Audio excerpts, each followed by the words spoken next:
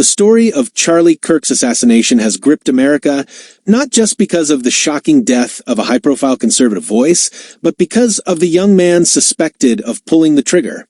Authorities have zeroed in on Tyler James Robinson, a 22-year-old from Utah, and the details pouring out are as bizarre as they are chilling. On September 10th, 2025, Kirk was in the middle of a speech at Utah Valley University when the fatal shot tore through the room. Less than 24 hours later, Robinson was under arrest in Washington County, his name plastered across every headline in the nation. What makes this case especially juicy is the tangled web of clues that investigators say link Robinson to the crime. He allegedly slipped up by hinting at his involvement to a family member. That relative confided in a friend, who immediately alerted police. Add to that the surveillance footage.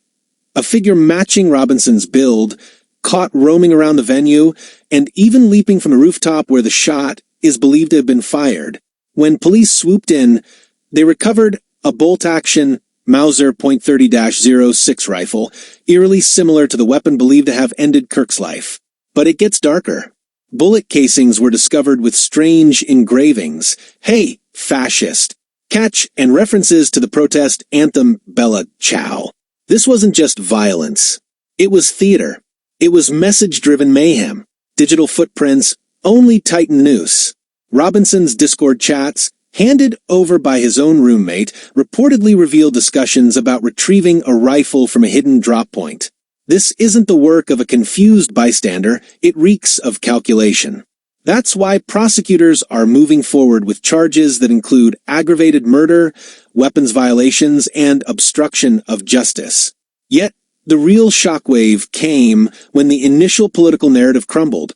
Republicans instantly tried to frame the killing as a leftist plot. Donald Trump himself pointed at the radical left, while MAGA influencers gleefully spread false claims that the shooter was transgender. But as evidence piled up, the truth started to sting. Robinson isn't a radical leftist. He's a white, conservative Mormon kid from Utah, raised in a hardcore MAGA family. His grandmother flat out told reporters that nearly every family member was a Trump Republican. She even described Tyler as painfully shy, someone who never so much as whispered a political opinion around her. But online investigators have drawn a far more sinister picture. Robinson is suspected of being influenced by Nick Fuentes' far-right Groyper movement, a toxic circle that despised Charlie Kirk for being too moderate, too mainstream. Some of the engravings on the bullets line up perfectly with Groyper memes, and even references to video games like Helldivers 2. To them, killing Kirk wasn't an act of defiance against the right. It was punishing him for not being extreme enough. This contrast makes Robinson's profile even more shocking.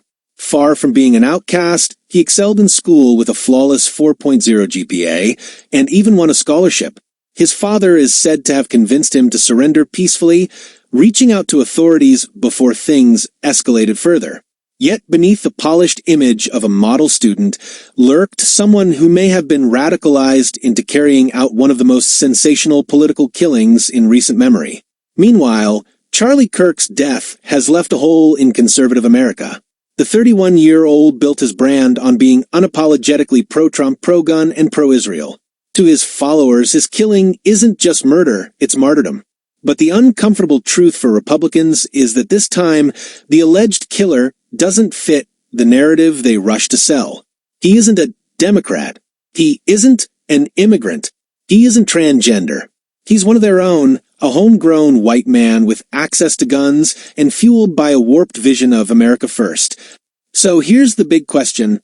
Was Robinson a lone wolf chasing internet-fueled fantasies, or is this a symptom of a much bigger sickness in America's politics? Republicans tried to spin this story, but now the facts are pushing back hard. What do you think?